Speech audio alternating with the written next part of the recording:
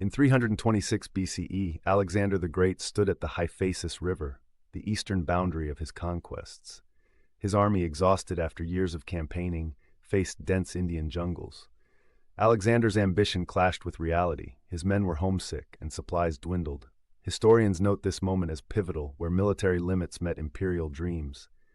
The river symbolized the edge of the known world, a barrier even Alexander couldn't ignore. The Macedonian army, pushed beyond endurance, openly rebelled.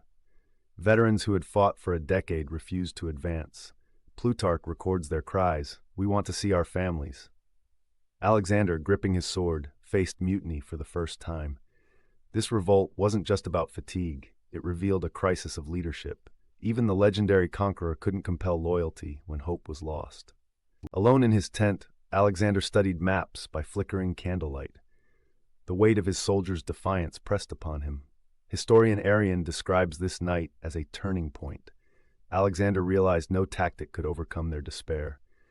The conqueror who had never lost a battle was defeated by his own men's resolve. Here the myth of invincibility began to unravel. In a fevered moment, Alexander saw Achilles, his childhood hero. The ghostly warrior whispered, "You conquer lands but cannot rule hearts." This hallucination, possibly malaria-induced, laid bare Alexander's flaw. He was a brilliant tactician but failed as a unifier. The Iliad's legacy haunted him. Achilles chose glory over longevity, a parallel Alexander now confronted. The memory of Egypt's Siwa oracle resurfaced. Years earlier, priests hailed him as son of Zeus, but warned, the gods set boundaries. Alexander had ignored the omen, believing himself exempt from mortal limits. Now that prophecy echoed cruelly. The historian Curtius notes how this divine endorsement fueled his hubris, until reality intervened at the Hyphasis. Desperate, Alexander ordered supply wagons burned, a tactic that worked at the Indus, but this time his men didn't rally. The flames symbolized not commitment, but tyranny. Historian Diodorus recounts how veterans watched silently, their loyalty turning to resentment. The act backfired, proving even the most brilliant strategies fail when morale collapses.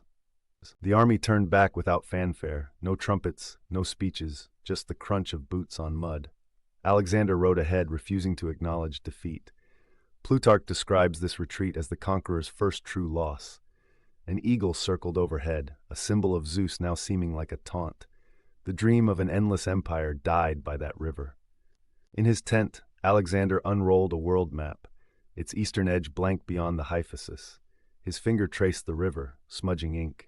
This moment, described by geographer Ptolemy, revealed a psychological breaking point. For a man who believed the world could be charted and conquered, the emptiness on parchment mirrored his sudden existential void. Then came the tears. Alexander, who faced Persian armies without fear, wept openly. The biographer Plutarch attributes his cry to despair, no more worlds to conquer. Modern scholars argue it was exhaustion and the realization that conquest alone couldn't sustain meaning. His crown lay discarded as rain mixed with tears, washing away the illusion of invincibility. In the end, Alexander turned west, but the question lingered. Was it enough? He asked Hephaestion, his lifelong companion. This moment, recorded in the royal diaries, captures history's ambiguity. His empire fragmented, yet his name endured. The sunset ride symbolizes both an ending and an eternal legacy, leaving us to ponder what truly defines greatness.